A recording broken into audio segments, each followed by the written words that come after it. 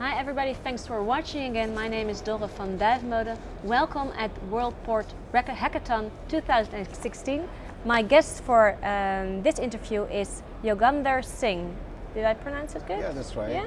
Thank you. Yeah. Welcome. It's a pleasure meeting you.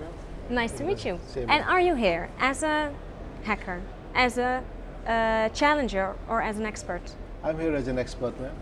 As an expert. And what is your expertise? My expertise is in the maritime domain. I was a ship captain, and at present I'm working as a marine superintendent with Mitsuga Holland. It's a Japanese owner and ship management company, one of the largest in Japan. And beside that, I have a specialization in maritime safety and accident investigation with my MSc from World Maritime University, which is an IMO institute. And I'm here. Is that where you have the Yeah, badge of? certainly. This was issued for the 30th anniversary. Do you always wear it or only for this occasion? No, normally whenever I go for such events where as a volunteer or as a professional where we can contribute, I like to have it as a, I feel proud of being alumni of World Maritime University, and we as a IMO Institute like to contribute to enhance maritime safety and security and contribute wherever possible. What is the biggest challenge in maritime safety? Like biggest challenge, as we all know, is right trained human as officers and crew, and beside that, to have adequate crew-centered design on the ships, as well as the human-machine interface, HMI we call it, because today there's a lot of changes going on with the technology-wise on board the ships.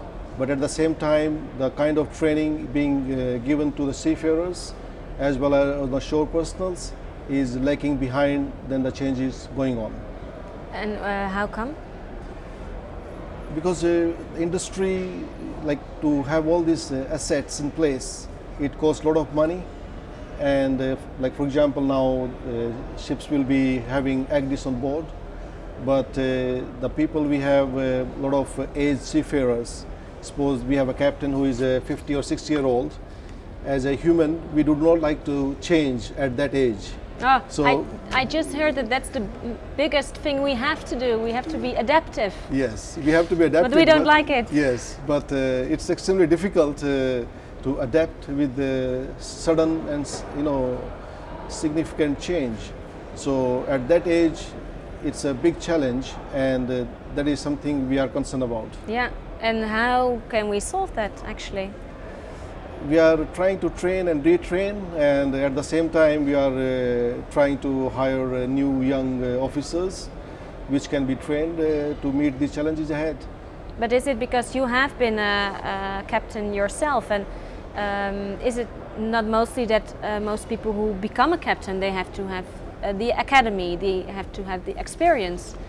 Certainly, like having a training on a simulator and using the thing in the real world is two different things.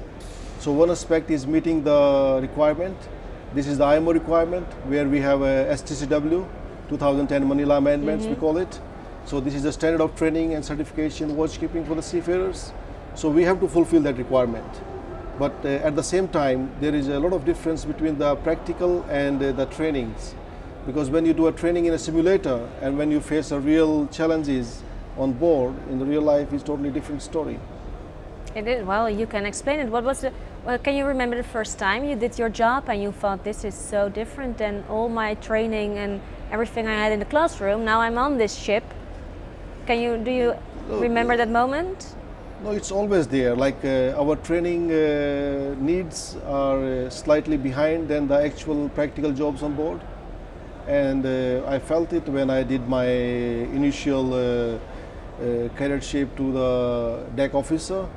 So it was like we are utilizing roughly around 20% what was taught in the college. So we are not really practically with the need of the industry and the training institutes. So this is something in future we have to really cater to. Yeah. How can your expertise, do you think, contribute to this dream of being the smartest sport? like here I got these answers today, and I was trying to write a brief answers what I thought when I was sitting. Like here, by sharing my past experience as a captain and as a researcher. So I feel like by keeping in mind the basic requirements to make a port like a profitable and sustainable, we have to ensure that we keep in mind the vessel turnaround as well as the welfare of the crew and the port workers, because today people they spend a lot of focus is on making a profit, but we have to make a profit in a sustainable way where we take care of crew, shore workers, as well as the other contributing factors who are part of this port and the shipping industry. So it has to be a holistic approach, and to make it more successful as a port, we have to make sure that we cater all the needs required to meet these challenges. Yeah, and I think it's a difficult challenge, because you don't only have to combine data or be maybe innovative in the technological sense, but you also have to think of humans, because they have to do the work.